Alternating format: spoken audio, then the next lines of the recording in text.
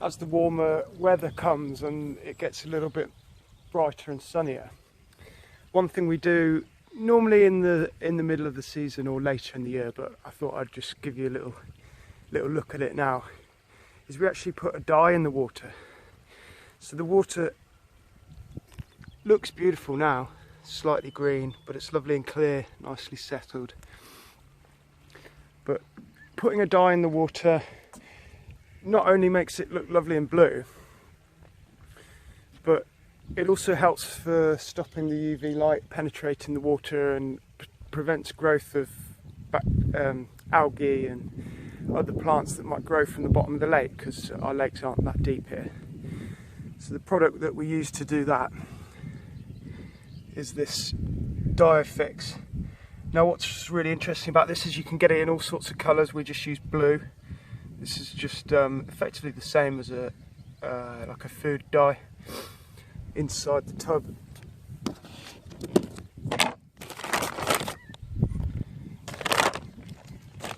Packets of sachets,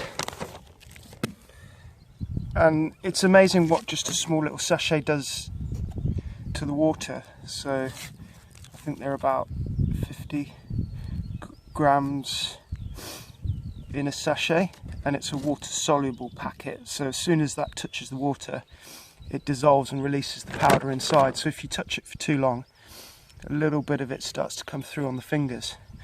So you can see here the dosage, sort of 1 kg per 10 million litres. So it says they're 100 gram sachets.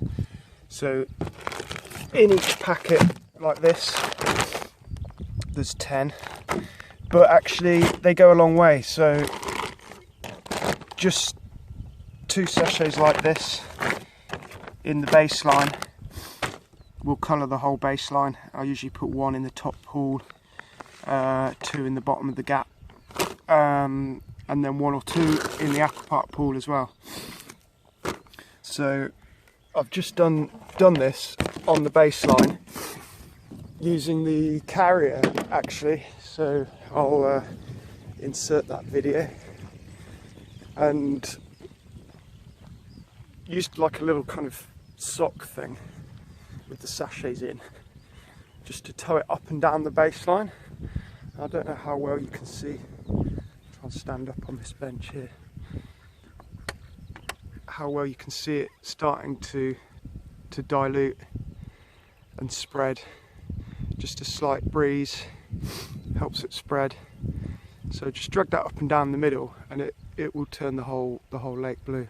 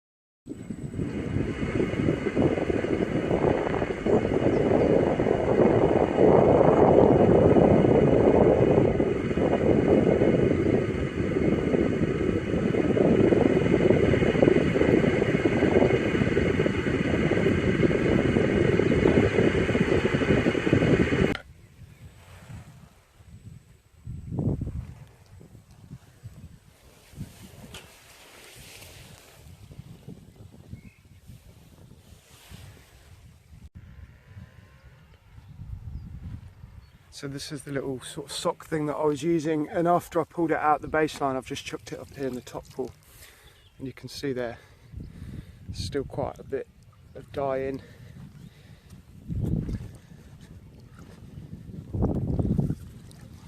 Just helps colour the pools. Now the other thing is, like I mentioned, they do this in all sorts of different colours, and actually when you go to quarries quite often, obviously the water's deep, it's dark anyway, but it's quite common for councils and so on to put black dye into the quarries just to deter people from going swimming in there when it's hot. But they also do red and orange and other colours. So one idea I've got, maybe one time for a little bit of a pool gap jam, would be to try and get an orange and see if we could dye this whole top pool orange, which I think would be pretty cool. So let me know if you want to see that.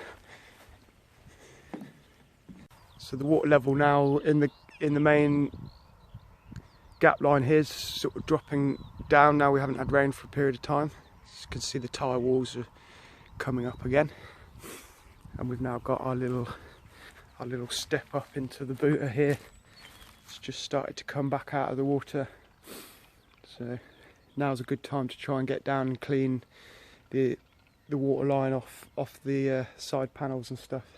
Here's the battered old caravan that you might have seen me pulling down in the other video. Hopefully we'll do something with that. And then something else that I'm hoping to do, might even start it today, is we had a couple of Arctic lorry loads of sort of recycled AstroTurf. These came just before we went into lockdown, so we've got two big piles of it here.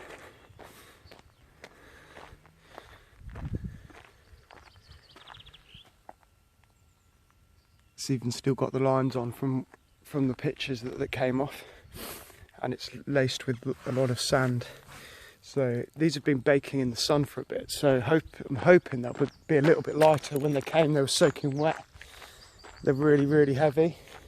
It's going to be a bit of an effort to sort of roll them out and try and cut them into various places that I want to put them.